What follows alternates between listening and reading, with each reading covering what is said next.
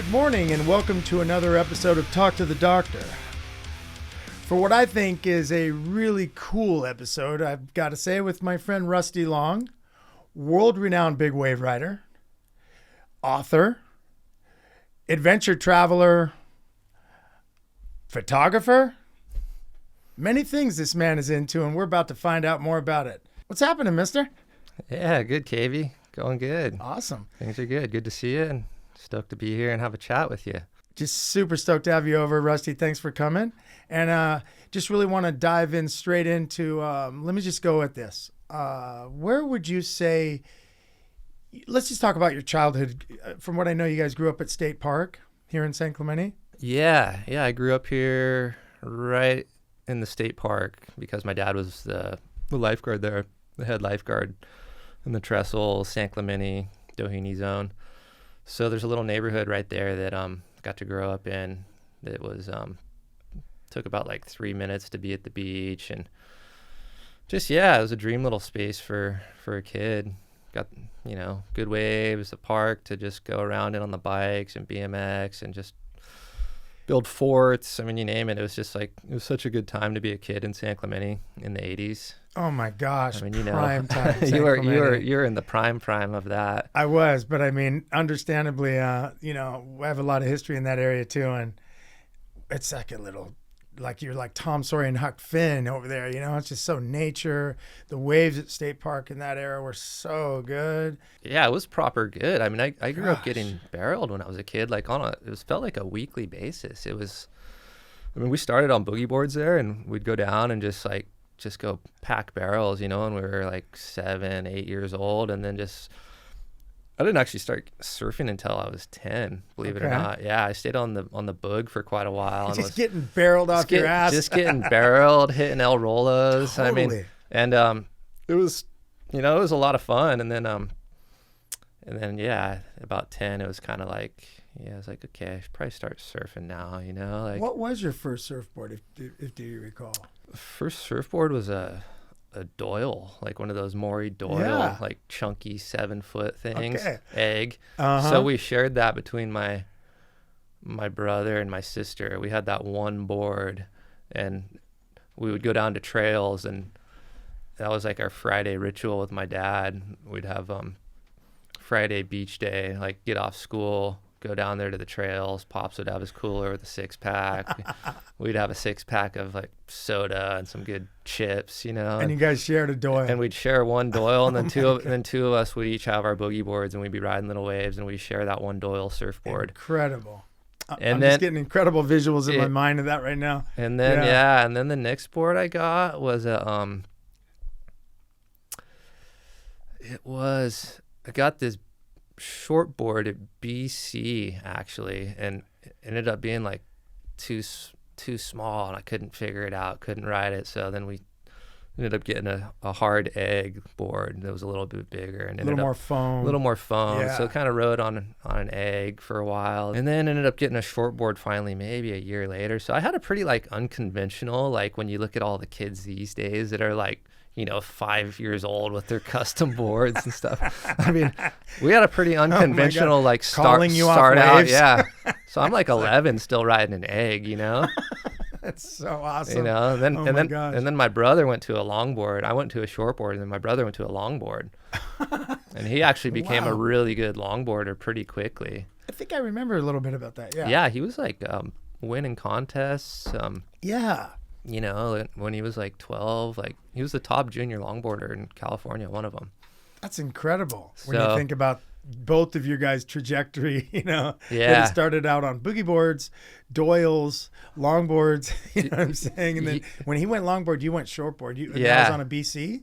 I ended up getting a Kaysen. Oh, a Kaysen. Okay, after that BC egg, then I got a Kaysen shortboard. And Kaysen was the hottest shaper in San Clemente at that time, one of them, This was before Mayhem was like barely known, He was blowing up for sure. Doesn't he now shape for Lost? Yeah, he's one of Lost's like top like main shapers. So like a lot of the high importance boards Kaysen's doing. Incredible. So I ended up riding Kaysens for a long time. What a nice guy. I mean, right? Yeah. What an awesome killer dude. Yeah. Really good dude. Really smart dude. I mean, smart and just, down to earth. And where Kaysen was, my friend had a surf, like a place that made surf bags, coffin bags. My friend Darren. Yeah, I remember that. Yeah. And he had that spot. And then he was looking for, he came to me because people know I'm kind of a name. You know, I like to, you know, I'm wordy guy or whatever. And he wanted me to name his board bag. He had a board bag company. He wanted me to name it. And I said, what about Naked Waves? Yeah. You know, that's what we're all about, right? Yeah. That's what we're all about is when we're using a bag, we're going to seek naked waves. That's the whole point. Yeah. We're not traveling to go somewhere where it's crowded. We're going somewhere where it's like virgin surf. I mean, that's the hope, right? Totally. Call it Naked Waves. And then he's like, oh. So anyway, that's what they call it. That's a good name. It's sexy too. It's a sexy one, yeah. And we did a lot of custom stuff with that. And then something happened with that, I think, and then Kaysen took over, and then he blew up. Yeah, he had the big glass shop in there for a long time. And like, you know, you see like Jerry getting his boards glass there. And yeah, so it was cool. Yeah, and then, you know, like, I mean, going through like junior high and high school in San Clemente in the 90s was just man, we were having so much fun. It was so just a dream. And, you know, it was such a good program tailored for surfing. You know, we had surf class every single day of the week. So, you know, you got to go surf every morning, and then you had like for PE, yeah. And then you had that like 45-minute gap to get to school, you know, and it's incredible. And we'd all just like rendezvous, like Love Burger, the donut store or something, you know, just like, you know, it's back when you get like a French toast, egg, sausage, bacon special for $3.25, and you get coffee too. And that's when we all started drinking coffee in high school. You know, so funny.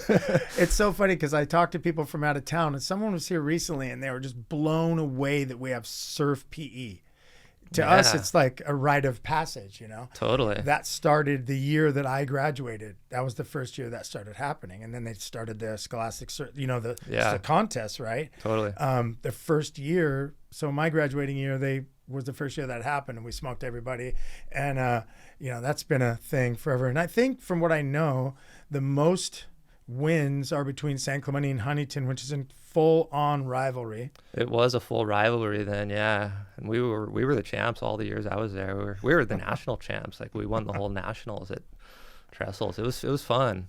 Really good stuff. Really a good, you know, like you were talking about. Like, I mean, for you, it's just so awesome to think about, you know, growing up at State Park in one of those rad little pads down there, you know, jumping around that whole neck of the woods, surf PE. Okay, this town is just like, you know, they might want to think like what's in the water. Someone was thinking about doing a documentary about our culture, and they wanted to say something like there's something in the water was something they were thinking about for a title. And I was like thinking, yeah, there is. But what's in the water is that we're in the water. That's it. I mean, that's it. Like just the repetition of surfing every single day when you're a kid, no matter if it's shitty, you know, whatever, you're still going out there and just putting that time in. It's just and San Clemente does have excellent waves for developing surfing, you know, between the punchy wedgy beach breaks, so you get your timing, you know, your quickness, your barrel like skills when you're small, you know, you can still fit into the barrels around here.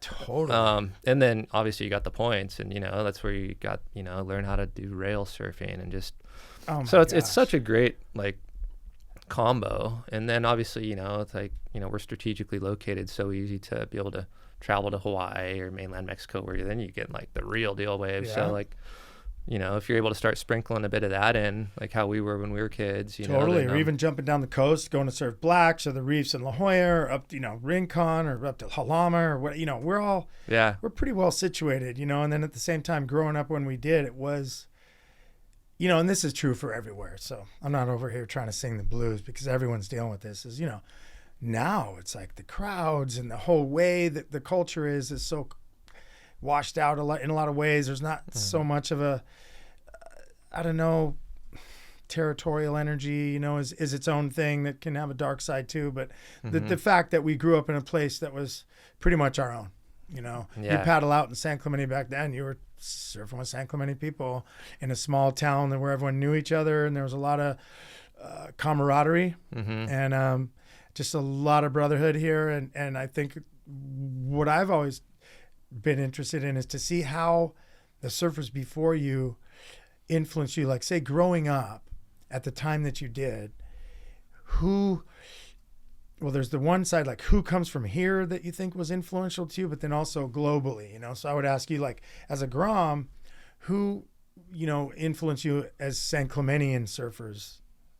Yeah. Before we talk about global surfers. Yeah, well, that's was an incredible thing growing up here. The pedigree of surfers that are here in San Clemente that I got to grow up watching are, the best in the world. Shane and Gavin were the two guys that I was just well, these are, I just really looked up to them. And Shane was right at the peak battling Slater, just surfing so good. Yeah. And Gavin was just, so creative and just with his own approach. And, and I'd see them surfing a lot, which was cool. And then Archie too, Archie was just the raw, just incredible beast of a surfer that he is. God. And getting to watch him, that's an oh my God situation. Dino too. Dino was just absolutely tearing it. So, I get to grow up watching this nucleus. See a little bit of Christian here and there. I'd see Christian the most though at the 7-Eleven over right above T Street, because my good friend Mike Lostness lived on the street right below that 7-Eleven, and we'd go up there and play Street Fighter and Mortal Kombat when we were kids at the 7-Eleven. And sometimes Christian and his boys would show up, and we'd have to, step aside on the machines, and and then those guys would just go to town, and they were so good at Street Fighter. Oh my gosh! So that's where I saw Christian the most. I didn't actually see him surfing that much back in the day, but when you did though, he was just incredible Christian to Fletcher, watch. just the air king of the era. So San Clemente just had so many good surfers. Chris Ward, he was only 2 years older than me, and just seeing how good he was. He was just a man when he was 13, everyone else just, we felt like kids, and here's Wardo. He's like a man, he was a beast at such a young age. Yeah, he picked 13, up surfing, and him and Archie had this thing where they were groms, and all of a sudden they would boom. Yeah. 15, and they're one of the best surfers in the world. You're totally. I've surfed my whole life, and I'm not even half as good as this kid just started. Right. Where's he gonna go? And look what happened. Where did they go? So, influential incredible. surfers in the world, right? To this day. Mega influential, amazing, yeah. So all the good surfers that passed through San Clemente, that were tied onto all the the local cruise networks, and then obviously Trestles too. You just see everybody. Pretty much from when we were 13 on, we started just camping out at lowers through the summer. And we did that all through high school. We'd build a pretty intricate fort every year. We'd build fire pits into it, killer rock walls. And so we'd just be camped out down there, and then you just see everybody. I didn't hear that your dad was head lifeguard though. I'm just throwing it out there. Yeah, and it did. And cool, Pops right? would roll by, just check in, just kind of. He was always so cruisy and nonchalant though. Totally. He would just, come check in, watch us surf a little bit, say hi, And then, and then we were friends with all the other lifeguards. That's when Jeff Kramer basically was camped out as the lowers lifeguard, who was just, such a chill guy and killer surfer, and really killer surfer, man. So it was just such a cool time frame. And we were some of the only kids that used to basically be camped out at lowers right then. And we didn't go surf the outside. You couldn't do that when you were a kid. There was defining elements. That, this was the adults section out here. This is the adults peak, 100%. And, the good surfers, the good adults, were the guys that were, at the top of the pecking order. And it was just, it was when there was a real situation like that out there. Not that there's not a bit still, but there's just, it's just become a free for all of kids out there, many of whom are too young to kind of be out there. And it's just, it's you don't want to put your 8-year-old kid he doesn't know how to move out of somebody's way when you got Chloe and Dino flying down the line ready to punt an 8-foot air, Totally. It's just more than anything that's, I still surf lowers a lot. You just see there's just too much of people putting their too young of kids out there. I agree. I hear about it every day, all the time. And I hear about, not going to mention names, but certain people pushing their kids into waves at such young ages and pushing their kid. It just seems like a strange place to do that. But at the same time, I get it, because it's the best wave anywhere around, right? When there's any sort of south in it, lowers pops up. But it just seems a little off the, the way we grew up was, I have said this on previous episodes with people that were in the mix at the time, but I'll mention it again. Growing up at the Pier, teenage years, Midget Smith ruled. I want to say the Pier, 100%. not 99. Yeah. 100%. The second man, Greg Rozonko, who's Tanner Rozonko and his daughter, you know, they come from him, but I'm just saying, like, there was a full-on pecking order, and as you couldn't even go out, you couldn't go surf the peak. Yeah. As even 15 years old, until one day midget, if you dug your trip, I remember the day when my good friend at the time, the most valuable surfer on the surf team in 1978, really awesome character, grew up at the Pier, Marty Geishan, and I remember we were out in the water, just, you know, in the inside, pretty much just stoked to watch midget surf, you know, because he was phenomenal on his little twin fins back in the day, just mind-blowing surfing. Nice. And I remember the day when he said, "Hey, Marty, cruise out," and I was like, whoa. And then Marty was all stoked, but the deal was, and we all knew this, when you get out there the first day when midget invites you out to sit in the pack, you don't paddle for a wave that day. Oh, okay. Yeah. You're just allowed to sit with them and maybe interact with them. Okay. In terms of in conversation. Maybe get a scrap or something, or barely. I think if you paddle for a wave that day, you're sent back. Okay. Like, it's all about, okay, this is a big thing. Yeah. You sit. And then one day, usually going to be pretty soon if you pass that test of just chilling. This one's for you, Marty. And I remember seeing Marty catch his first wave in the pack, because it was a big thing there was only a few groms. They didn't allow any groms, really. The Pier was a place not really grom friendly. Yeah, totally. I'm thankful they accepted me into the program, but, you know, I didn't even like venture down there in my early years at all. I was just, I mean, we had State Park though, that was, you know, we just walked down there. Oh my God. I mean, State Park was, to me, I don't know. It's hard to say. It's definitely one of the best waves in town. The best wave, maybe on certain days, for sure. It used to be. I mean, it fell apart. Yeah, it's like the sand and all of San Clementi's like withered away. Yeah, but at the time, it was like our own little Hawaii down there. Yeah. I mean, Park was just legit. Powerful wedging, bowling, you know, heavy dudes out, you know, not the friendliest vibe, but, you know, cool for us, but still, they were pretty rough. Yeah, there's pack, definitely some rough crews out there. And then the Pier was the full rough deal. It was a biker hangout. They had a biker bar there. It was a full gnarly deal. The guys were hoodlums. You know, guys like Bill Leffler, Bill Capolino, Don Crummer, all these enforcers that grew up. And then Midget was there. Never had to see him get tough, but he was the gnarliest guy. Okay. Not a big guy, but a big energy. Yeah, and he had his own shop. And I recently had Gary Ziegler in for an episode. Okay. And he was, you know, Midget Smith protege, just full on. The full-on deal. He has an cool. awesome episode to have Gary in, because he's been on Kauai for like 30-something years now. Yeah. But, nice. You know, so that whole kind of thing, and it just brought up all this culture. And then, anyway, I see the first day, Marty, okay, go, and he gets the waves, and he's just such a smooth ripper surfer. And I still remember the single fin he was riding at the time. It's just incredible. And then, boom, you're in the mix. You surf good. Now you get to stay. Yeah. It's like, you can't be a kook. Like, you got to surf good. So then, boom. And then, you know, it was a while later, I got invited out, and, you know, I did the prerequisite deal of hang. But it was just really cool to grow up in that and see what comes from it is respect for your elders, respect for the dues they paid to ride the boards they rode, the trippy, big, weird boards they had to ride. I mean, Midget changed that whole thing. Just all by himself. Shaped these small little 5'4" twin fins that back in the day, guys, a short board back then was like 6'8". Yeah. That was a short board. And then one guy had a 6'6" and was like, whoa, it's so short, you know. Midget's out there on a 5'4", just going, wow, just flying down the line, you know. And because of him, Larry Bertelman came to the Pier. Buttons Kaluhi Okalani came to the Pier. How's that for throwing that last name? That's a tough last name to say right there. And then Mark Liddell came to the Pier. A good friend of ours that's all been such San Clemente love, Willie Grace, was a guy that came to the Pier. I mean, these guys were coming to our spot. These guys were on the cover of Surf Mags, you know, cover of Surfer Magazine 1 month, at your little beach break the next month, hanging out in the summer with Midget. We're just sitting there as, you know, Groms, just 70s, mid-70s Grom, just going, that's so cool. Buttons is down here. And he was cool. He was just hanging with the boys, going to our parties.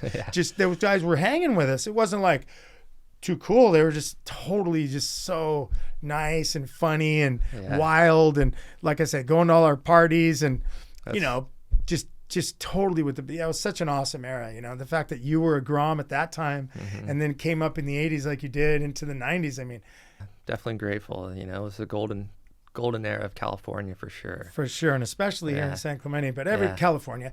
Yeah. How about this? Okay. As a little bit of a switch, when was the time? Cause I know, you know, when was the time that you realized, you know, these waves are cool and all, but I need something bigger? No, it was when we were in high school that we started surfing, like just the bigger waves that you could get here in town. Like there was some really big swells in the mid 90s, like some giant south swells. Like they're kind of historic ones, you know, if you go back and look at them. And my dad used to surf cottons. That was his spot. And his deal was he would go sit all the way out the back and just like cherry pick a couple of the biggest waves of the day. On like big south swell on cottons, big low south swell tide, cottons, kind of low tide, low tide, way out there, way just out there, stacking cottons. Like. Yeah. So we had a couple of sessions during those like 95, 96 years where like we went out there with him and it was like legit 15-foot face cottons looking like basically looking like reverse sunset, totally. You know? Yeah. And powerful. And I remember, you know, had some legit waves. I had a step up board at that time. It was, I think, a 6'3". Okay. And was riding that out there.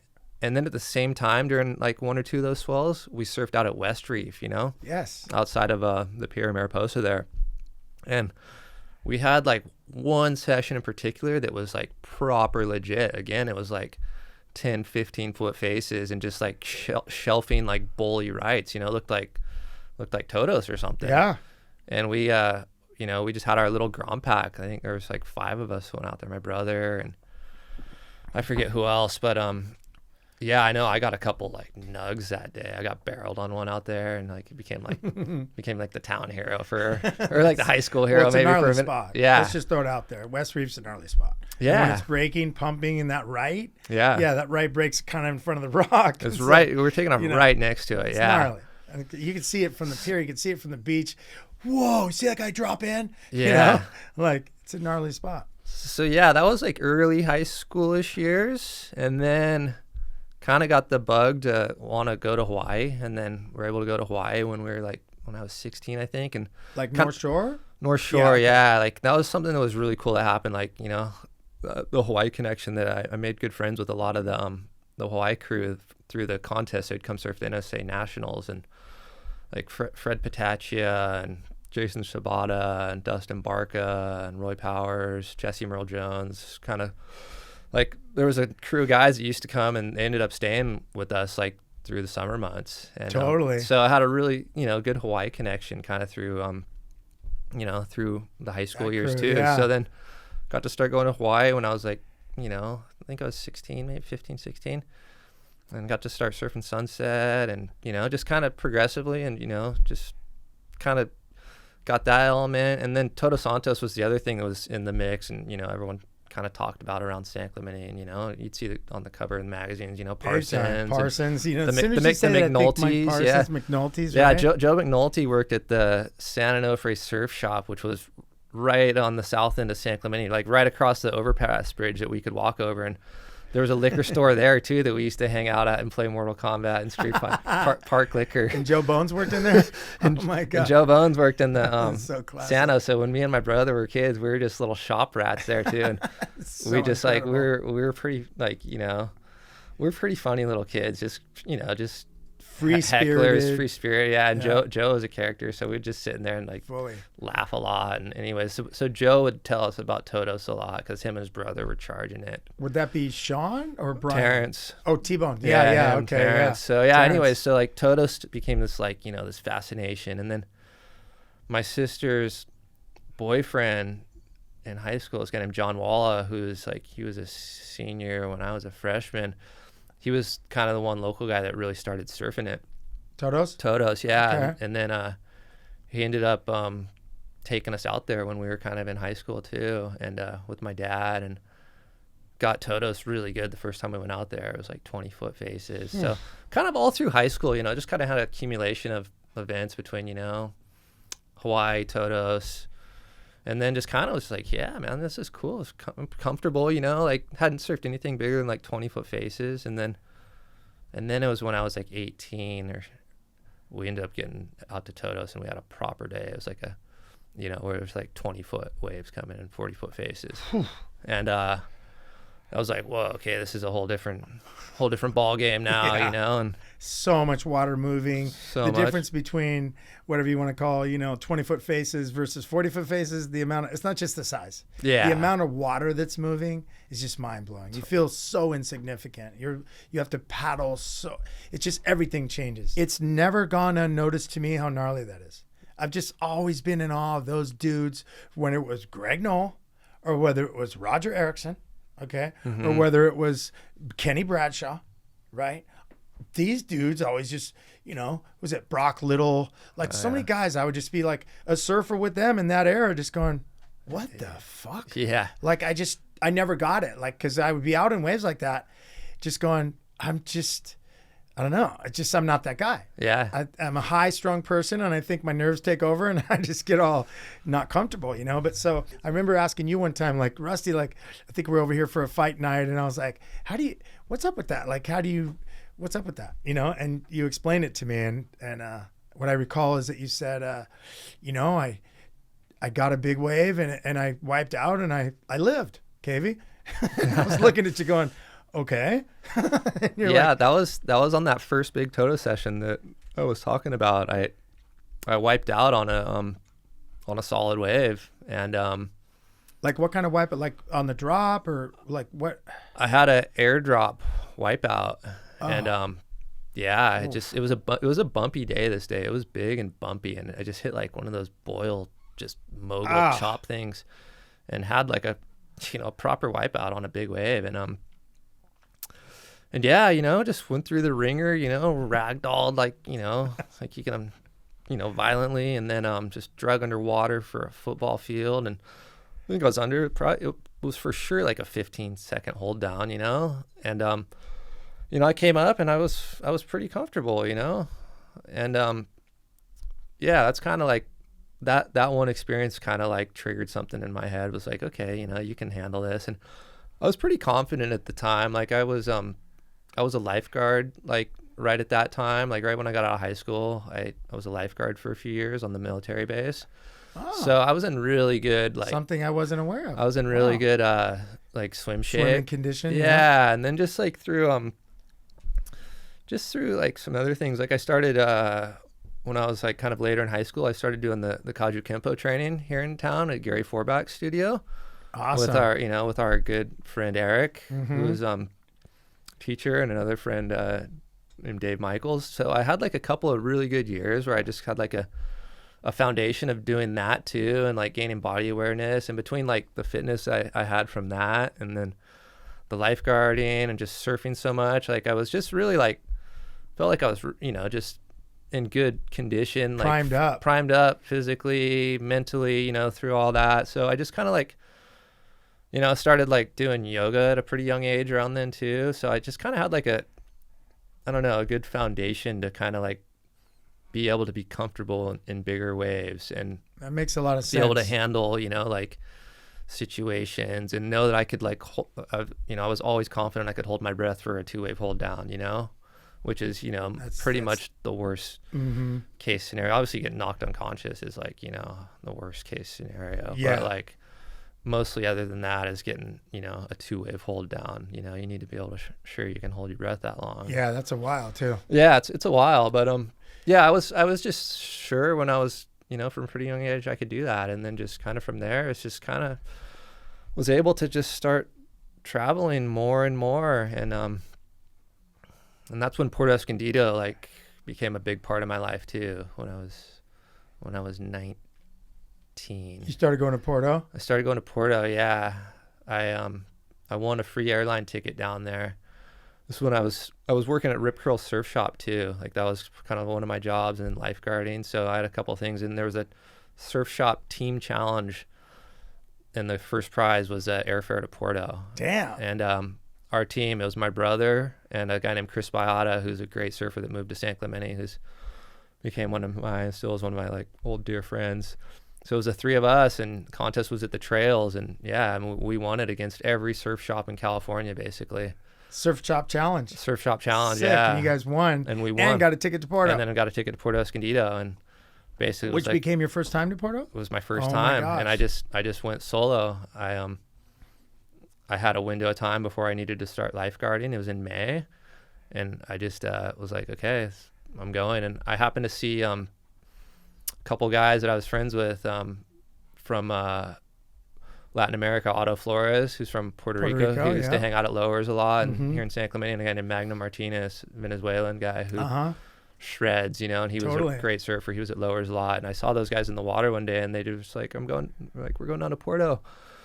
I was like, oh, no way, I got a free ticket. I'm like, I might go too. And they're like, oh, if you go, just come down and find us. So Sick. like, just on that, like I just was like, okay, I'm going. I'm gonna go find these guys. I had no idea what I was doing, so I landed and just got dropped off by a taxi at Zicatella, just basically on the beach there, and went to like one of the first hotels and saw these surfers, and I was like, hey, do you guys know where Otto and Magnum are by chance? And they ended up being these cool guys from Florida, and they're like, yeah, they're actually over at this hotel.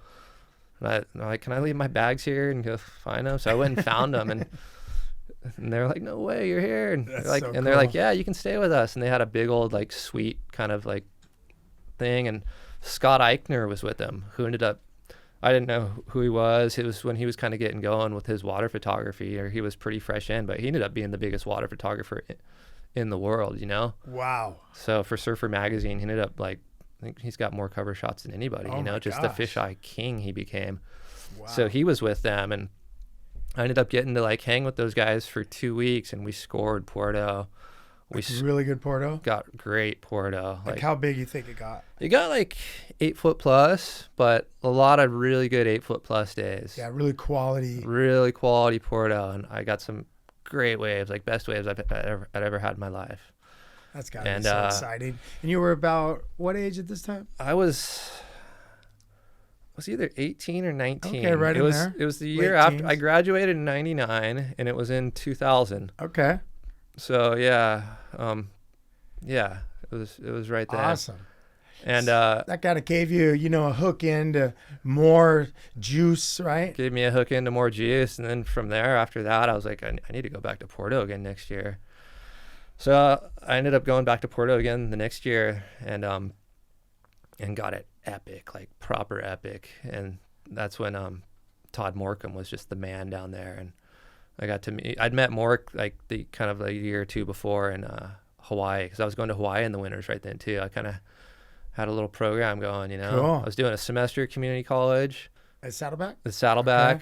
Going to Hawaii like January, Feb, March, lifeguarding in the summer. But then I was like, I started squeezing that Puerto trip in May, and it was that second trip down there that I got it big and epic, and I got a couple really good waves, like proper, like set waves, 10, 12 footers, and got to like hang with Mork, and he was just the man down there. And yeah, awesome, he asked me who are some of my favorite surfers. Like he was one of the guys that I just like really just looked up to. He just surfs so like intuitively, solid. Like he'd move around a lineup. He was just like always moving, but just always connecting to the peaks, and just so solid and good. Yeah. And like this way he was surfing pipe too. So anyways, yeah, I mean, that kind of became after 2 years, I just had a hook, line, and sinker and to surf in Puerto and just hanging down there. And, I was getting to surf Barra too. I mean, Barra in those early 2000s was was just empty. And stupid good. Oh man. My God. So, just dream wave, Just dream waves. Yeah. And then how did that lead to like where you eventually kind of were actually literally pursuing the big wave thing? Well, From this chapter to that chapter, was there a segue that somehow? I was still just kind of, I mean, I was surfing Todos like during the winters, and that was kind of, the extent of my big wave stuff aside from Hawaii, like if Hawaii, I was getting out to Waimea and stuff, surfing pipe quite a bit when I was in those years. So just kind of kept surfing, the heavy waves. That was kind of like my trio right then. Yeah. But I didn't have like good sponsors. I wasn't, like a professional surfer. And I didn't think I had like a route to become a professional surfer. I wasn't good enough to be like a competitive, like QS tour surfer. Like I had that realization, came to that conclusion, you know, like 17 or 18. You know, I saw like the guys that were doing it, and they were doing it by that age already. And you know, I mean, I was just realistic with myself. I'm like, look, I'm not gonna get there. You know, like I can, you know, I was like, I can surf good, you know, but I, you know, like and I didn't really, you know, grew up doing all the contests, but I kind of lost a bug for it when I started getting barreled and getting better waves. And I was just like, you know, this is my program right now. I'm gonna, you know, go to school, work, get to go to Puerto in Hawaii, and you know, I was just kind of figuring I was gonna piece through college that way. And then what were you studying in school? I was, you know, just studying all the general ed stuff. Yeah, like you do. When you do a saddleback, and then you know, you get to the point where you know you do 2 years of that, and you can transfer. And I was gonna go. I was either gonna go into horticulture science, because I've always, like, that's still one of my hobbies to this day, is I love just working with plants and gardening and stuff. But I really liked that from early on too. And so I was either gonna go there, or I was gonna go into journalism / photography, and like try to do like something in the photojournalism kind of world. Okay. Because I always like had an interest in storytelling, and photography had become a hobby of mine too at that point. So I was gonna kind of gonna figure something out along those avenues. Yeah. But then kind of my brother on the other hand was doing, like, he got a full sponsorship. He won the NSSA Nationals. And he got a full sponsorship with OP, and on a shortboard, on a shortboard, yeah. So he had at one point converted from longboard to shortboard, and then came up and won the nationals on the shortboard. Okay. He started getting too much shit at lowers, like on his longboard. Yeah, that wasn't happening. He was the only guy that could basically ride a longboard out there, the only kid. But still, everyone started heckling him, and it was just like, and I was just like, I was like, yeah, Greg, come on, like just get a shortboard and start shredding. You know, I'm like, you want to get barreled, or you want to fucking you want to hang heels or whatever, But the one good thing that did come out of my brother's longboarding, though, was I got to get rescued by Pamela Anderson in Malibu. Excuse me? Huh? Yeah. He was at a Malibu contest. Greg was? Yeah, we were there for his longboard contest there. And okay. What year? Man, I don't know. I was 13, so it would have been like 90, 94 or something. Okay. Yeah. And we're there, and this is Pamela Anderson. Baywatch is just peaking, you know. Oh my gosh! And you know, everybody's watching Baywatch. Like everybody, kid our age, everybody's dad was watching. You know, definitely. So, anyways, we're there, and all of a sudden, there's a film crew that shows up. It was like some kind of like Access Hollywood or something, you know. And all of a sudden, there's Pamela Anderson. And we're like, holy shit. And we just start fanning out as Groms. And there was a group of like 5 of us. And you're like, how old at the time? Like 13. and she goes, I need a volunteer to go rescue. Oh. And I like basically like stepped in front of all the kids, because I was like a year or two older. Then I was like my brother's age kids. And I'm like, me. Oh my God. And she's like, okay, let's go. So I got to go like get in the shore break there at Surf Rider at Malibu there, and she came out and did a full rescue scene on me, and I'm just like, oh my! So she like did a rescue scene. She performed a full rescue scene. And you were kind of like someone that's playing a kid that needed to be rescued. Yeah. Holy crap! And then so it was all getting filmed, and anyways, and I was just like, you know, I was a cheeky little kid, and I was like goofing off and like making her laugh and everything, and it was really fun. I mean, she was so sweet and cool, and just like, I still like. It's just something that I still just laugh about. Yeah, well, sounds like a moment. I got the photo to prove it too. So. Oh my gosh, no way. Yeah. Okay. So, anyways, that was the best thing that came out of my brother being a longboarder. Oh, that's so funny. But yeah, oh my gosh. But then fast forwarding into him became an excellent shortboarder. Won the NSA Nationals. Got sponsored by OP and OP made a comeback right then, and ended up getting a contract where, like, right out of high school, he was getting paid like $5,000 a month or something. Whoa. Yeah, so for him, it was just like all of a sudden, I'm like, holy shit, Greg's making $5,000 a month, you know? Back then? That's like making $15,000 a month now. Yeah. And as an 18-year-old kid, just like all of a sudden you're on a $5,000 salary. That was just like, so anyway, he started paying for the gas and shit. Oh my gosh. So anyways, he's sponsored by OP, and then like after like a few years into it, I don't know, someone new came into the marketing there, and like I started, you know, I was catching some bitchin' big waves, and they're like, hey, let's you know, do these little brother package. And oh, cool. So I ended up getting sponsored then when I was like, gosh, I was like 20 or 21, and it was for, I was making some peanuts, it wasn't enough to like start like, quitting work or anything, but I started, making a little bit of money, and then the magazines, I started getting photos in magazines regularly, and that's when, I had a handful of other sponsors, and that's when like photo incentive was this thing. Huge, so if you're getting, if you had like 5 stickers on your board and you're getting a 2-page spread in a magazine, you're gonna end up getting paid out like almost $2,000 on that, or something. Sick. So yeah, I ended up like starting making some money surfing, and then I was able to just kind of like piece it together, and then it just kind of, kept progressing a little bit. Sponsors got a little bit better, and the events kind of came into play for big wave riding, right? The events did, yeah. We got invited to our first event, which was in Cape Town, South Africa, Red Bull Big Wave Dungeons. Dungeons was just like all of us, like it just showed up like just this one year, like all of a sudden, like saw these photos of this guy Twiggy that won it, and we were like, whoa, that wave looks scary. And then the next year, a dear friend Jamie Sterling, who had been coming over to California and staying with me through the summers for a lot of years, he was working a lifeguard job here in San Clemente too for the summers, and he was just like, he was the man at that age. Like he was charging Waimea. He was like the gnarliest Grom. Him and Mark Healy were the gnarliest Groms in that young generation in Hawaii. So Sturls was hanging out over here, and then Sturls got invited to the contest and went there one year, and they got the year after Twiggy won, and they got it like some crazy big days, and Jamie got some insane waves, and he's like, you guys got to try to come next year.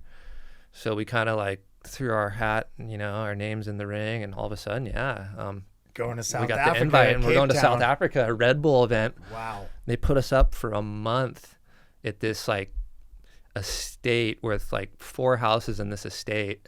Oh my gosh. And basically we are in this one little house. It's me, Greg, and Jamie, and this kid that came to film us. And we have this killer house. It's on a creek on the estate. And then like, we're like maybe I don't know, like just on our first day that we're there, we're getting settled, we get a knock on the door, and all of a sudden it's Twiggy, and we recognize him. We're like, whoa, what's up, Twiggy? And he's like, oh, is this cabin so and so? And he's like, I'm looking for mine. I'm like, we're like, no, that's the other one there. But, we introduced ourselves, and he had a freaking trash bag full of weed, and we're all like burning, and so we're like, whoa. Like, you got a trash bag. What's in the trash bag, Chief? Yeah, it was, he'd just driven through the Transkei region and just picked up a trash bag, Some people call a bag of weed a Ziploc. Yeah. Okay.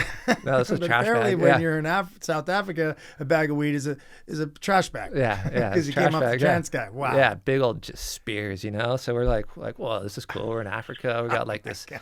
This trash bag of spears. Yeah, best big wave rider in the region. Best big wave rider in the region, and he's just cool as fuck, And super cool guy. So we made quick friends with him, and then he's staying with Paul Patterson, Ant-Man Patterson, West Oz legend, And they ended up, in the cabin like kind of right next to us, and we ended up just like teaming up with them, and we just had a month of crazy surfing, man. Like we got big dungeons, we got this other slab up the coast that's in like where they do all the great white filming, like the cage dive and the documentaries. That's where all that was going on then. And but it was like just cranking, shelving barrels, like 8 foot, and we scored that multiple times. Like, so we were just on this surf fest. Like it was like still one of the coolest months of my life.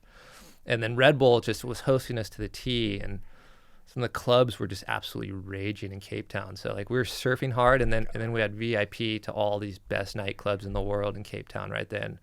It was just it was one of those ones for the books. And isn't that town kind of known for, they have a lot of different model things going on there. Oh yeah, a lot of women from all over the world, right? Yeah, Cape Town's it's a hub, it's like a fashion hub, just strangely enough, in the middle of where it's like in the middle of nowhere, but it's really well connected in the fashion world. I've heard a lot about it. Yeah, incredible, just food scenes, and just the nature of the parks too, the Cape Nature Reserve, and just the Table Mountain, everything around that is just. I mean, it's just an epic place. It's just so alive and vibrant and epic, and yeah, I mean, it was just such a good time then. And that kind of put you on a trajectory in a sense that kind of opened the door to this whole new life of kind of hunting down big waves, but in contests, right? Yeah. So the contest actually didn't happen that year. There was never a day that kind of was like a day in entirety, like that they just didn't run it. So, okay. But, you know, just the connection like started there. Twiggy, you know, ended up becoming, you know, like an older brother for us. And I ended up going and hanging with Paul Patterson in West Australia, right? Well, that was actually the next year. So we ended up going back the next year. To Dungeons? To Dungeons. And the contest happened that year. And my brother won it. Oh my gosh. Yeah. Do you remember what year that was? I think it was 2003. Okay. Yeah. Okay. 22 years ago. And my brother won that, and all of a sudden that put my brother, you know, on like, okay, here's yeah. Shot him up into the Oh, okay. Yeah. Yeah, and he started that path, and you did too, right? I was for charting it all and going, and yeah, I ended up going to West Oz right after that trip, with that year that my brother won, and hanging out with Paul Patterson in West Oz, and got to go to Did you guys go up to the bluff or down to Margaret Way? We went up to the bluff zone. I ended up I ended up just hanging with him down in Margaret River, got epic North Point, and just like such a cool trip. And then super cool. And then I had the opportunity to ride up to the bluff, Narlu, with his good friend, this guy named Adzi, who does a podcast over there. Actually, he's a total character. He had this Holden Sandman, it's called. It's like a oh, the car? Yeah. A Holden, yeah. It was a Holden Ute, they call them. They're like kind of like trucks, like they're like enclosed trucks, like kind of like a Land Cruiser. No, they're like low, like low, yeah. They're kind of like I'm just drawing a blank on the name. An El Camino, like kind of like an El Camino with the El Camino, but covered with a cabin on it. Yeah.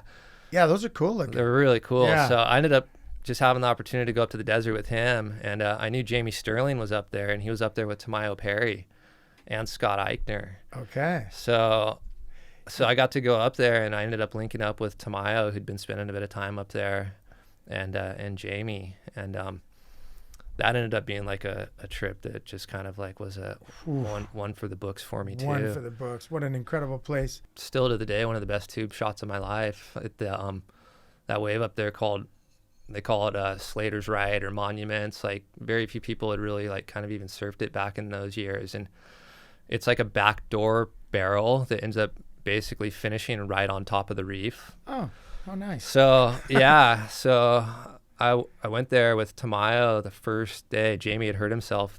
It was like literally the day that I arrived up there. Jamie had hurt himself, and Tamayo and Scott were like, "We're going back to the right. Like it could be good."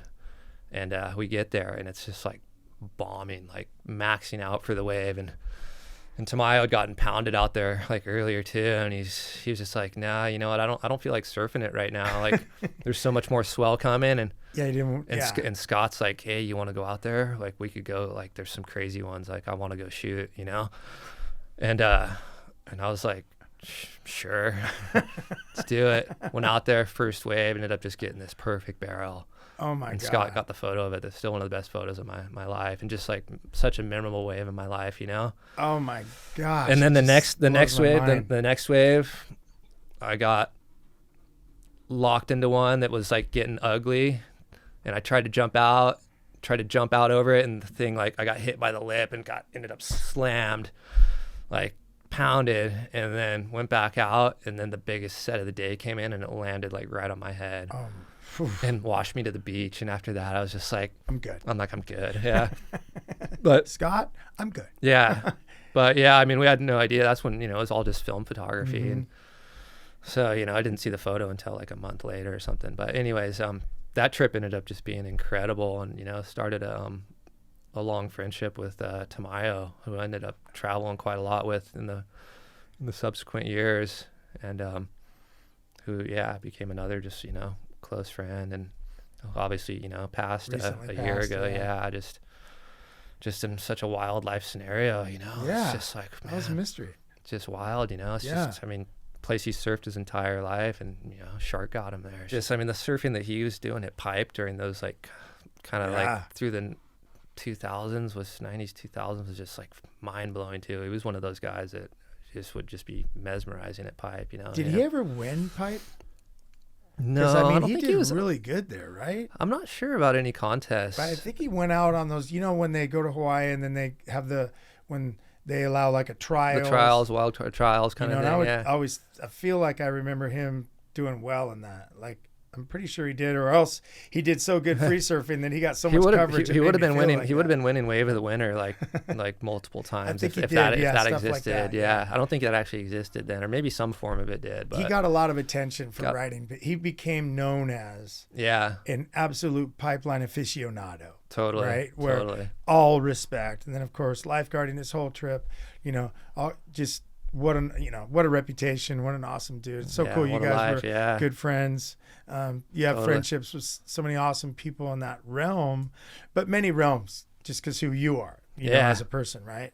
But which says a lot about your character. But it's just such a cool thing about the whole surf journey. It's just, I mean, so the networks and so many cool people that, you know, you get to meet along the way, and that, you know, that's one of the things I'm just so grateful for is, you know, all the great friendships over the years, and, you know, just magical time spent, and just continued, just, you know, continued, you know, evolution of friendships, and, you know, families growing up together and stuff. So so the surf community is just something just so special. Yeah. What about switching over to, let's talk a little bit about your book. I know you put that out. I want to say seems like 10 years ago. Was it called Finest Lines? Yeah, Finest Line. Yeah. Finest Line. 10 years ago, almost pretty much exactly 10 years ago that it came out. And that was a book you authored. You were in, obviously it's your book, but tell me a little bit about that book. So it's a coffee table book that I built with a great friend of mine, Dustin Jones, who was working for this publishing company out of San Francisco called Insight Editions, and he was building, you know, a handful of coffee table books every year. And he basically came to me and he said, you know, the company's looking to do something surf related, you know, that hasn't quite been done in a coffee table book maybe. And like I'd had a little bit of a background in journalism. That's something that like I kind of kept doing through like all these different travels that I would do, is I would create articles for some of the magazines, and I would actually write articles and, you know, get some photos, you know, published. And so like this little bit of a photojournalism thing, it was a little bit of an extra way for me to tack on a couple extra bucks to the whole thing here and there, you know? Yeah. So I had that background, and I enjoyed the writing process and whatnot. And I was like, yeah, you know, I've actually, you know, kind of had this idea, like there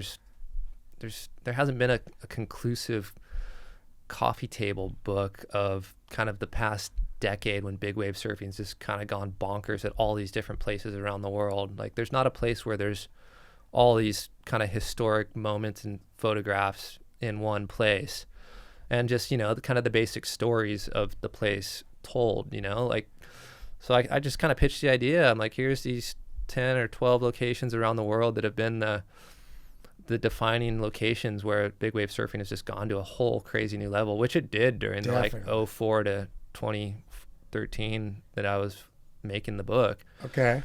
And that was the time frame that I was like most active in the whole sphere of it all, you know. I mean, I was surfing Mavs a lot. I was surfing, you know, I was there for like the historic Cortez days, like bar one that I had a bad ankle that I missed. I was, you know, going around the world, you know, Chile, a lot of Ireland. Gosh, those waves look so rugged. Ireland's crazy, man. Wow. That's the biggest waves I've ever seen in the world in Ireland. We're in Ireland by a long shot. And heavy looking, reefy, like crazy deep water heaviness, like just whole nother level. Like I literally saw waves that were 100% 100 foot breaking on this reef that looked like a mix between Cortez Bank and Chopu. And I got photographs of it too. And we were going to go out there on a jet ski to go surf it. But the guy that I was with, Fergal Smith, who was like leading the charge there, and Tom Lowe, those were the guys I was linked up with, and the guy Mickey Smith, a photographer.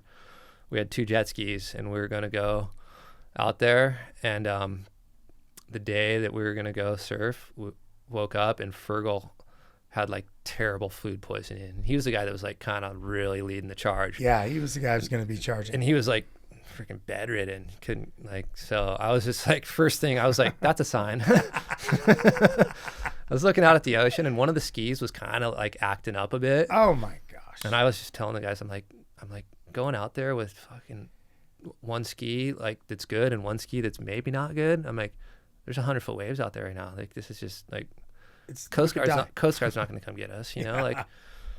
So yeah, anyways, that was an Ireland situation. But so anyways, like I was like in and around like the thick of it for those 10 years of time.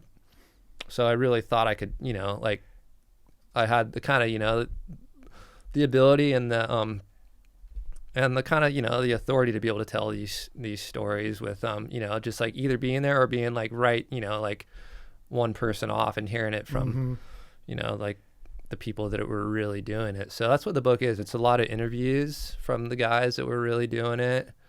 And it's a lot of just the overview of what happened in this area during this time, why it was significant, you know. And I really did my best to gather the best images of each location by the best photographers in the world. And just because of all the friendships, I was able to kind of piece it together. And it's a really good book. I remember when it came out, and I was at the party that you guys threw to premiere the moment or whatever, book signing or something. Yeah, we did a book signing here in town. It was on Surfline or whatever. But I remember that moment. I remember thinking the book, really quality. Like, that is a really quality coffee book. Yeah, thanks. It's a coffee table book. Yeah. Coffee table book. Yeah, I remember thinking, man, it's like, you know, like when you look at like Surfer's Journal and you're always just like, wow. Yeah. Pesman just, wow. It's like every issue is just wow. Yeah. Well, right? Thanks. Yeah. And the quality's there. Really that company, the Inside Editions, I mean, the quality of their books are just, I mean, it's world class. So it was just a fortunate opportunity. I got to build it with one of my dearest old friends too. And again, you know, that was a little piece of the puzzle for me to like be able to keep surfing like for a year right then too. It was kind of like, I was kind of in a period through some of my later years of surfing there, like, or in my like kind of late 20s to 30s, I was sponsored by Quicksilver. But then when things went kind of tits up for them at that period, you know, it's like, you know, marketing started getting cut, and all of a sudden, you know, I was, you know, finding myself, okay, I don't have like a sponsor that's kind of the backbone of, you know, being able to do this now. And I had that opportunity to build that book, and I'm like, that kind of got me through one more year. Okay. But then I was like, kind of, you know, when I was doing that, I was like, okay, you know, I'm 32, like I need to kind of start thinking about getting a real job here, you know, like this next year. It's been a great ride, you know. The fact I was able to kind of go from like 20 to 32, yeah, you know, that's awesome. Mostly surf and, you know, odd jobs here and there, but, you know, I was able to just, you know, piece it together. And but yeah, then that was kind of that little year-long chapter. And then that segue into, am I wrong to assert that after that chapter, kind of then you went out and got the job that you still have with Reef? Yeah, I'm 10 years in now working for Reef, doing the sales for them for a good chunk of Southern California. I handle San Clemente to Santa Barbara. So that's a great territory. I've got an incredible territory. I mean, I'm able to hang out in these just stunning beach towns. Totally. In and out of a bunch of core stores, selling sandals, you know, beach lifestyle. So yeah, it was an interesting one. I kind of ID'd, you know, some things that I wanted to do. And I kind of was looking at some of my friends that were making, you know, a pretty good living without having to have like a proper college degree or something. And I was like, okay, you know, I could either, Twiggy was telling me, he's like, you should just go full bore with your photography. And I'm like, so I can go shoot photos of you, Twiggy. and it wouldn't, you know, that was totally an option. I could have I could have gone fully into the photography world. And photography's still always been, you know, still is to this day a passion, but I didn't want to be a guy that was just photographing surfing and not surfing, you know. Yeah. I'm like, when it's good, I want to be surfing. I know some of the best guys into the photography, they shoot models. Yeah. You know, they don't surf, you know. I've actually been doing a bit of that lately. My lady's got a clothing brand, and I've actually been shooting models for her now. So that's something I'm actually kind of been getting into. Cool. That might be what's her brand called? It's called Shop Shawnee. Shop Shawnee? Yeah. Okay. Yeah, she manufactures clothes in downtown Los Angeles. Her own designs. She's been doing that, like working in the downtown, like In the garment district, Yeah, for okay. 20 years. And Wow. so yeah, she That's a world manufactures in her itself, own, isn't it? and she does private label manufacturing for other brands, like stores that have their own little private label brands. And she does buying for and sourcing for some other stores. So she's got her hands in like the whole clothing manufacturer, cool. fashion world. So anyways, I've been actually doing some photography like that for her. But so I was looking at jobs to get, and I saw a couple of my friends who were doing sales in the surf industry. I'm like, oh, that looks, cool. They've got some flexibility still. Mm-hmm. And then I was looking at some of my friends that were doing real estate. I'm like, wow, that's kind of like, that was a good one. I was actually going to probably do that. I was leaning towards that. So I'm like, Wow. okay. I didn't know that. Yeah, I was like, where's, bang for the buck here. Well, there's some bang in that buck, especially when you're from bang in around those here bucks, and the property man. prices nowadays and everything. That was a golden era because some of my friends like kind of hit that spot right there, So I kind of look at that one and I'm like, shoot, if I had gotten into that right then, I probably could have done all right. But that Reef Job, like my friend Mike Lostness was doing it. And the way it came was I actually hit him up. I'm like, hey, I made this book and I want to try to go sell it to some of the surf stores. I'm like, can you take me out on the road for a day and introduce me to the owners, buyers? And so he did that. And we went around to like a half a dozen places one day and some people were buying my book. Cool. And it was cool. And he was just talking, and I was just seeing him activate. And then like the end of the day, he was just like, hey, I'm actually about to take a promotion and go in-house and start doing like a sales management position. And I was like, oh, cool.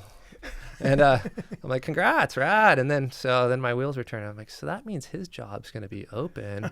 And I didn't say anything to him right then. I just kind of like sat home and thought about it for a day or two. And then I hit him up. I'm like, hey, Mike, how your job's going to be open? I'm like, how do I apply for that?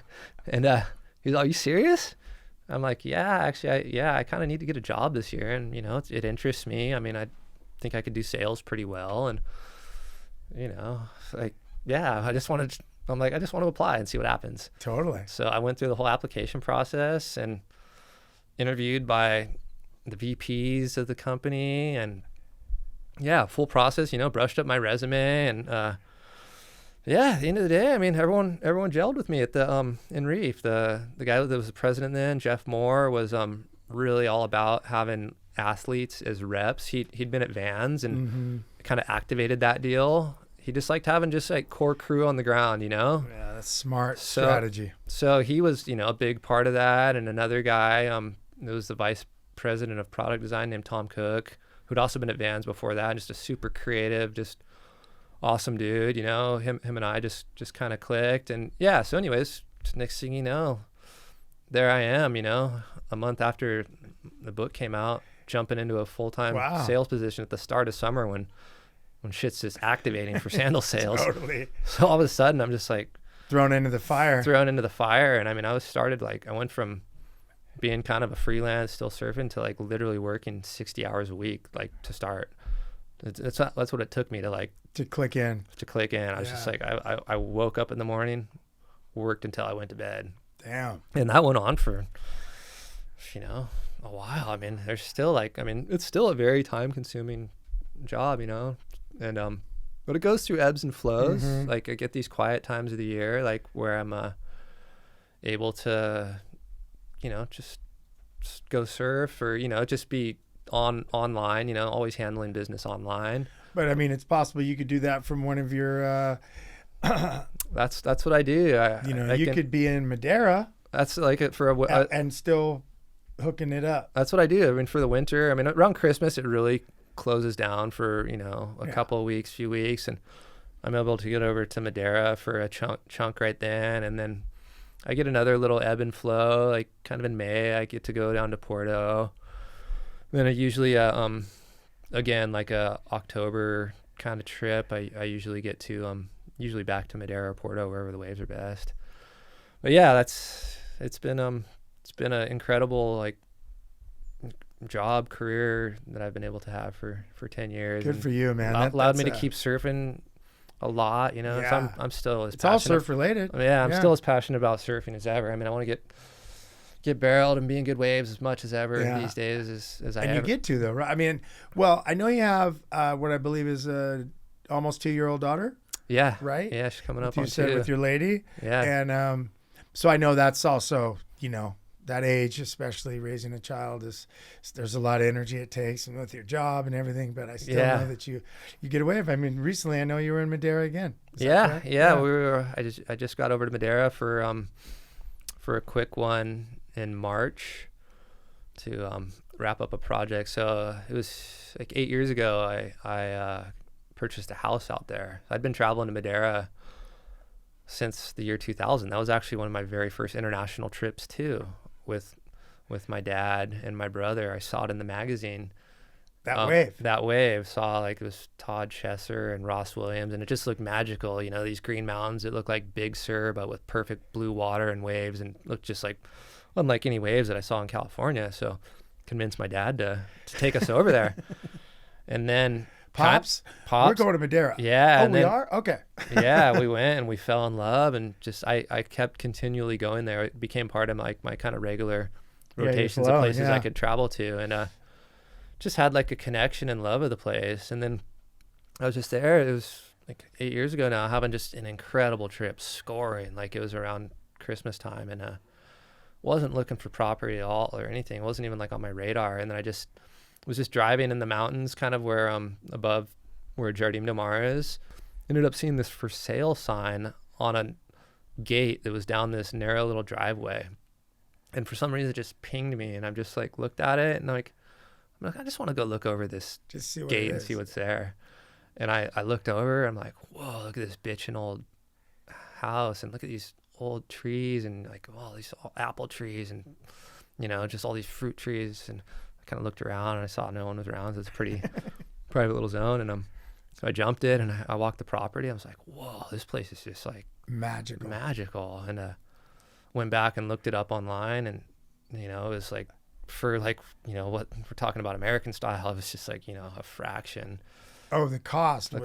Yeah. So I was like, the wheels started turning. The wheels started turning, and I was thinking about, buying a house in San Clemente right at that time. I was, a couple years in with work. It was going good. I'm like, yeah. So, I had my wheels kind of turning for some kind of little property thing. And then I just had these like series of, I don't know, these just events that were kind of happening that just directed me towards going and doing that, and ended up making it happen. And then that's kind of been like a big element of my life the last 8 years, hanging out during my free time over there, and in a place where most people don't even know where that is. I mean, if it comes up in conversation, 9 out of 10 people, and I'm being fairly conservative about this, it's probably more like 10 out of 10, but literally 9 out of 10 people, if it comes up in my conversation, they're like, where is that? Yeah, it's incredible how cool off the radar it stayed. I mean, in Europe it's more known in Europe. Yeah.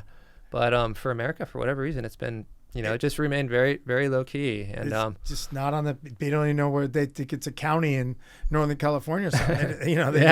They just don't know where it is. And to me, that's always been a beautiful part of that, is that it's such a beautiful place. As a result of you doing your project there, I've always looked into it too.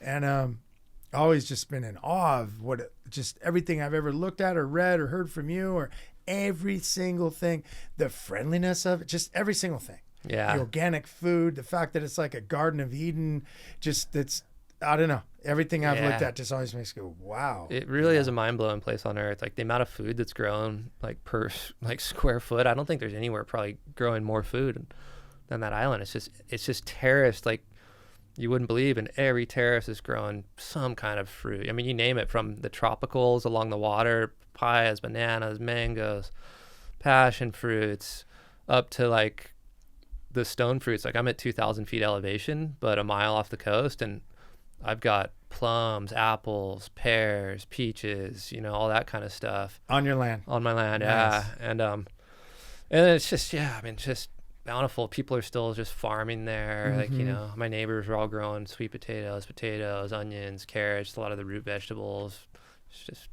It's like such fertile soil. Things just, you put something in the ground there and it just explodes. Yeah. And those Mediterranean islands, I don't know, is it Mediterranean? Yeah, it's considered Mediterranean. I mean, Kinda it's not in the Mediterranean, obviously, but right it's like there. yeah. I mean, it's Yeah. at latitude 33. It's like right in the same. It's right in that zone same because zone as the Med. that Yeah. area of the world. I mean, there's something about it. Like we were recently, we took a trip to Crete, Okay. and gosh, the amount of food that's there.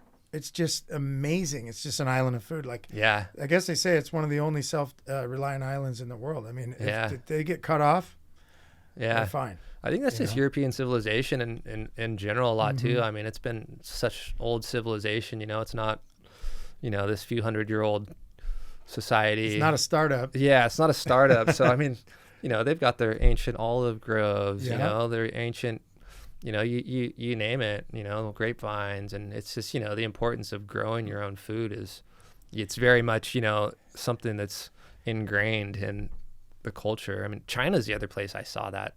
I've been to China a couple times to ride that river boar there. I was on the first trip that happened there. Oh yeah. Yeah, going up the That must have been a Qingdao River. trip. Yeah, man, it was wild.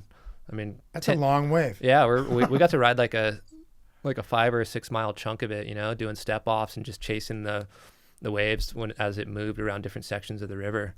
But China too, I mean, like, say, there's like an apartment complex with like 40 units or something. There's like every single one of those has got like a garden for the complex. They're growing a ton of food, man. Like, Oh, how very cool. maximizing. It's like you didn't see anywhere that wasn't doing that. Oh, that's really smart. Yeah. Yeah. So That's again, really cool. just very old civilization. where Traveling around. Yeah. the importance of One of the growing your own oldest, right? food is just like Ingrained into they Ingrained, just yeah. know. Have you ever been to Sardinia? I've been to Sardinia twice actually. What do you think about that island? It's incredible. We're Yes. planning to take a trip there in September. Okay. Yeah. I don't know. I'm enamored over it. I've done a ton of research. We went to Crete. I've been at other places, but I don't know. I don't know. I'm feeling drawn to it. I know it's a blue zone. Yeah.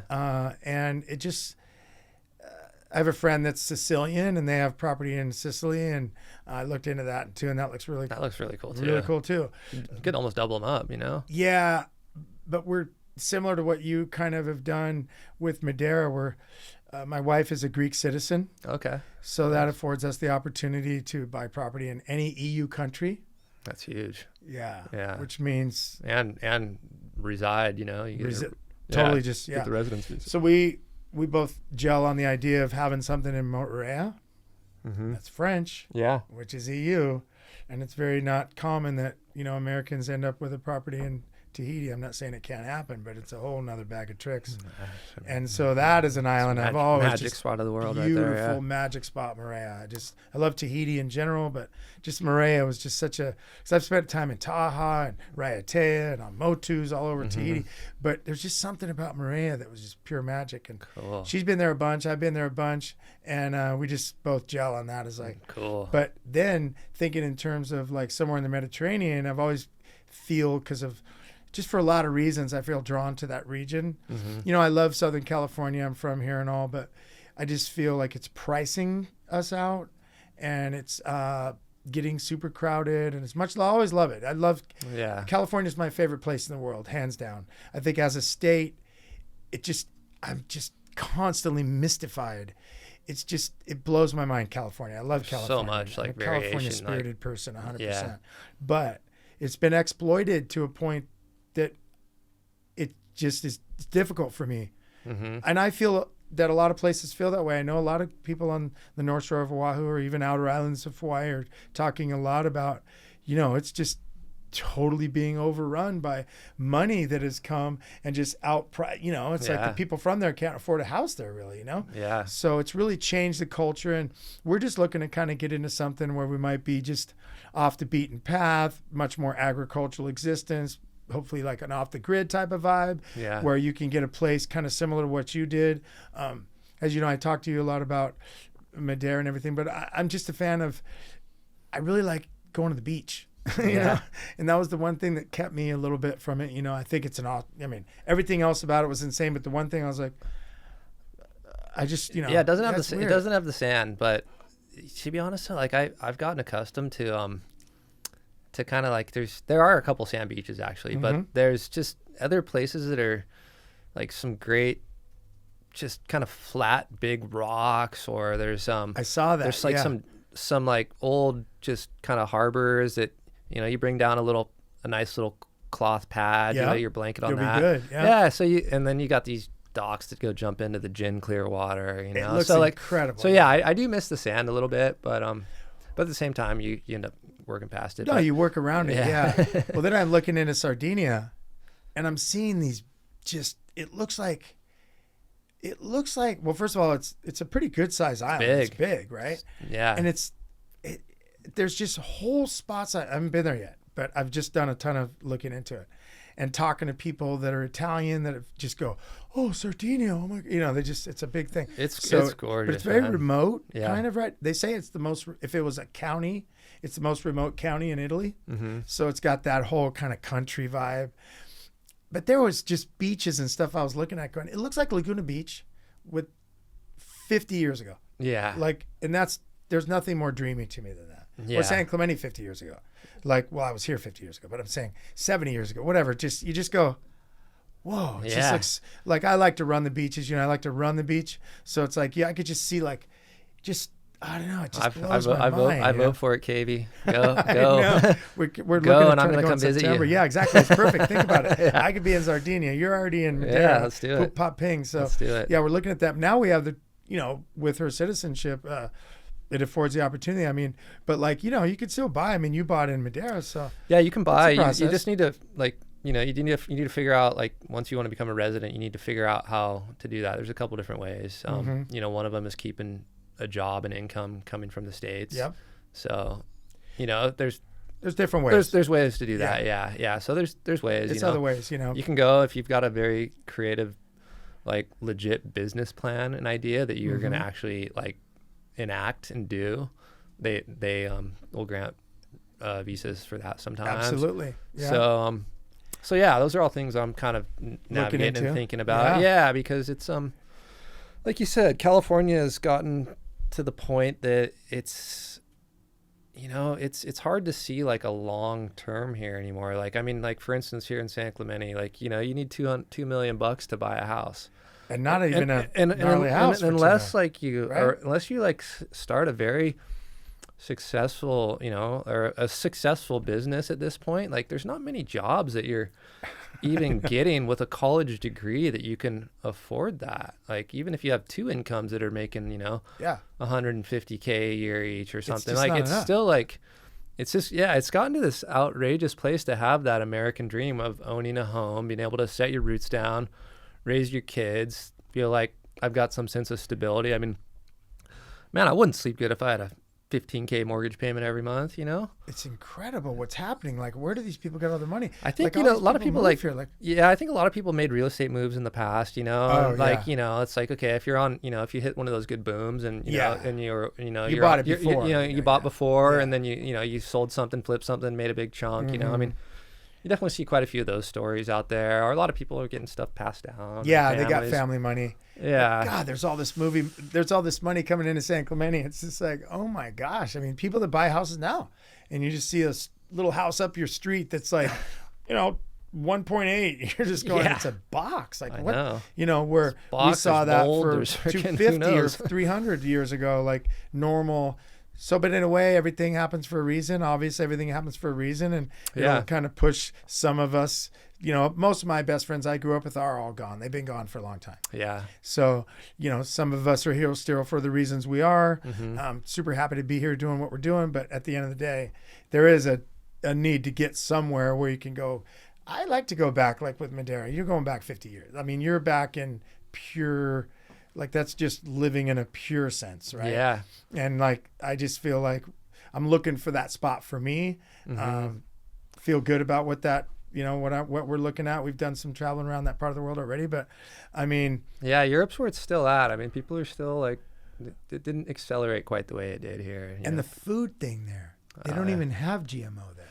Yeah, GMOs are totally, you know, illegal in a lot of, It's just incredible. Just that consciousness right there just turns me on right there. Like, it's just, they're not using humans as a lab experiment for, you know, modified freak show. It's like, what are we going to, wow. I just like that when we were in Europe and we were in Crete and we would look at ingredient, there's no, there's not like 40 different things you don't know what it means on the ingredient list, even if just crackers at the store, like normal stuff just had like 6 ingredients. Like, you can eat all, like, I feel like I can eat the wheat products there and not feel like anything weird at all, you know, if you're eating Italian pastas and like, or, you know, just all the breads even and whatnot. It's just felt, really everything's definitely more natural without even trying to be hippie natural. No, even really trying to be hippie natural. Like most people are growing organic. They don't know what that means even, you know, they're like, they don't even know it's organic. They're like, yeah, we're using chicken shit. So what? That's what they've always done. Their cultures are, you know, we're driving through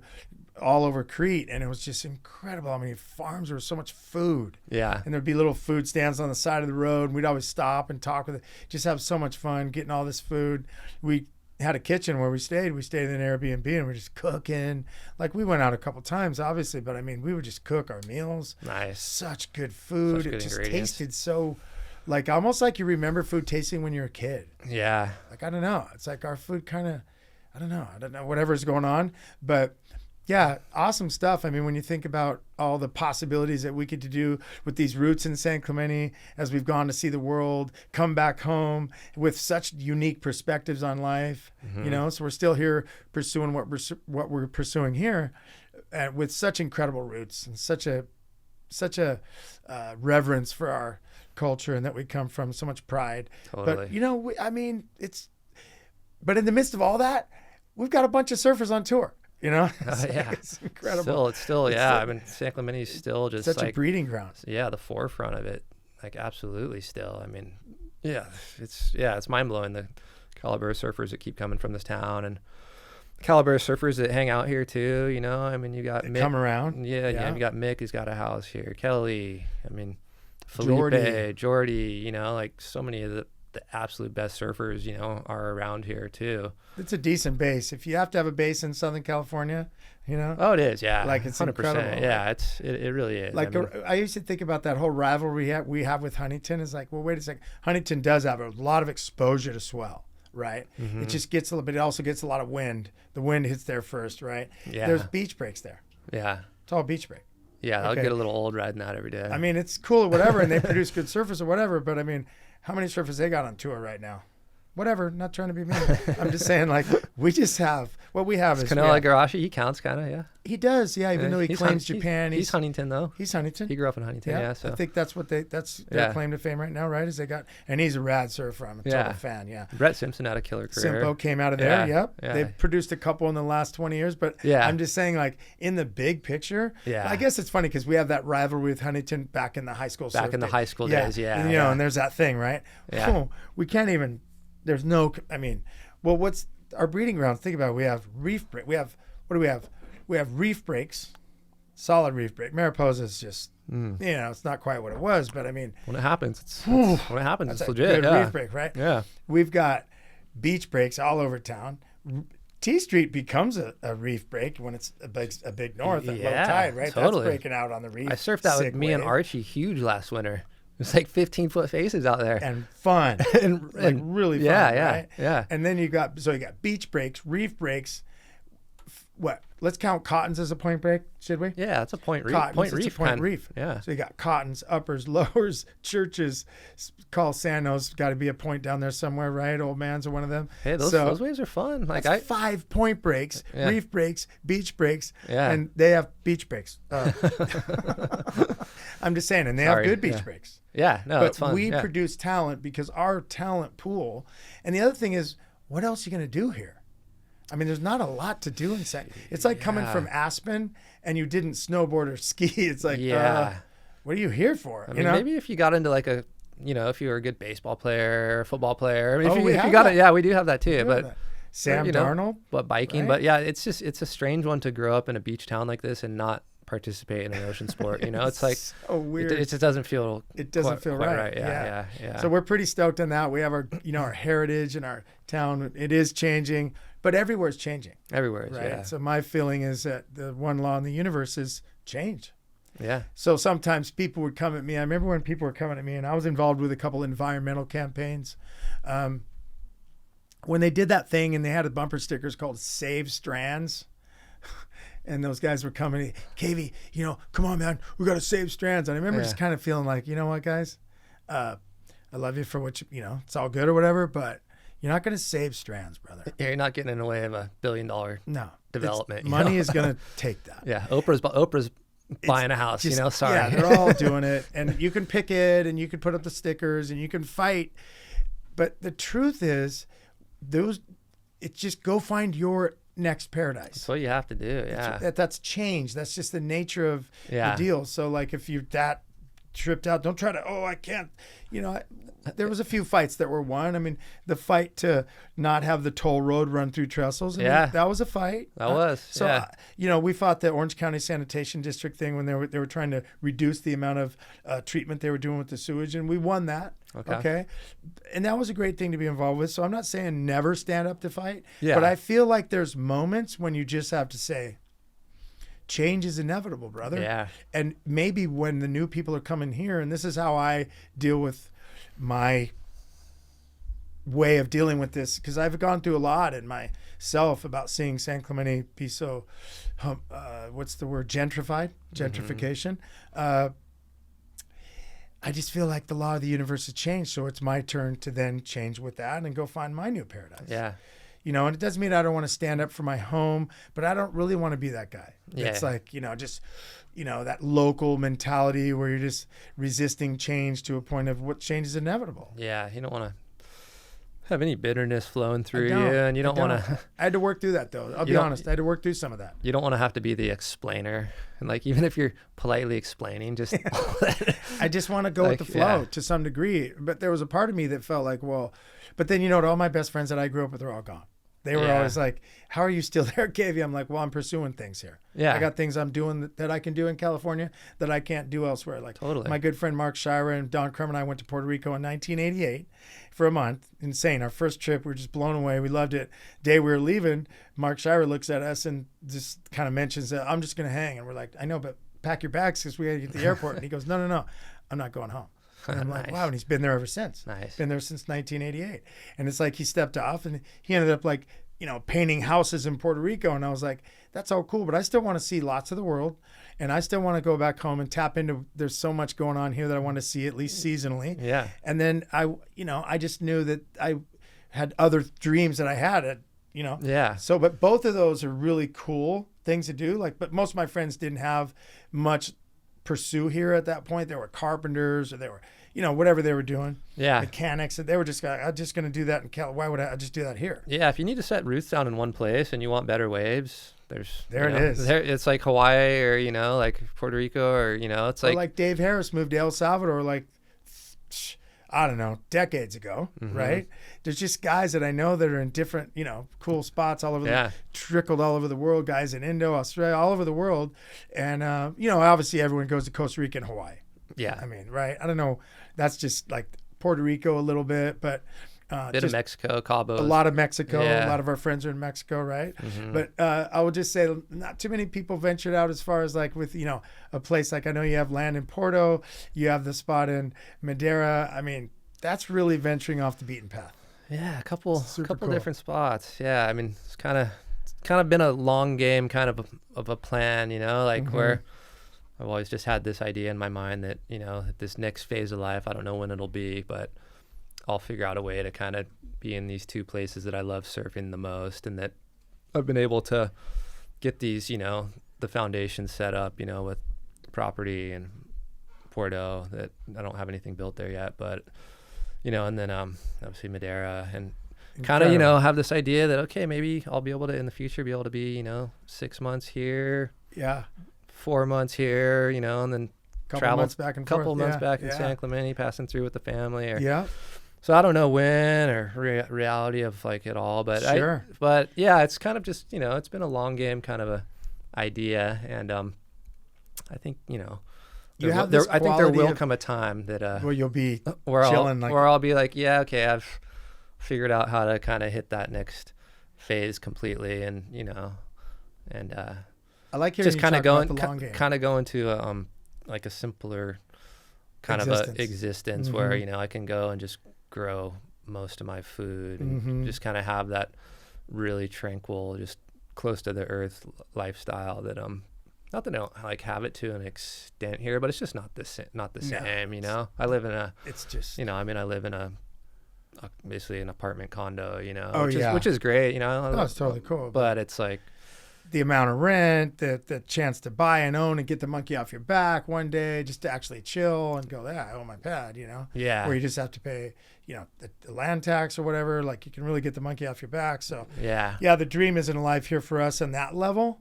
Right, unless we went out and made like 10 million. Yeah, on we'd some have to project. get pretty damn clever on something. But I mean, the main thing I like hearing you talk about is, you know, you have this quality of kind of patience. You have this mellow kind of quality of patience, but you also have a lot of drive. Like, not a lot of people have done what you've done in such an, I want to say, understated way. So many people are so much more kind of, I don't know, Archie's kind of like that. Like, he's just kind of quiet and mellow, but at the same time, he's gnarly, you know? And it's like, it's really inspiring to me to just hear you talk about your long game, because I've known about it for a long time. I think that's something that's really unique about you, is that you just keep pushing forward for your dreams in this way that, I mean, I want to say congratulations for everything you've done, you know, just friend to friend. Thanks, you know? man. It's very inspiring. Appreciate that. Yeah, thanks. You've always been very inspiring to me. You're younger than me. So anytime people that are younger than me and just come up out of our roots and show all of us a path that's kind of it's a very unique path, you know, and it's just really, thanks, Katie. Yeah, we're into similar stuff. You know, adventure is at the core of, I think, our spirit, you know, Totally. And we share that. And so just great to talk with you. Just super stoked to have you on the show, Rusty. Yeah, Thanks for Katie. coming, Right brother. on. Pleasure.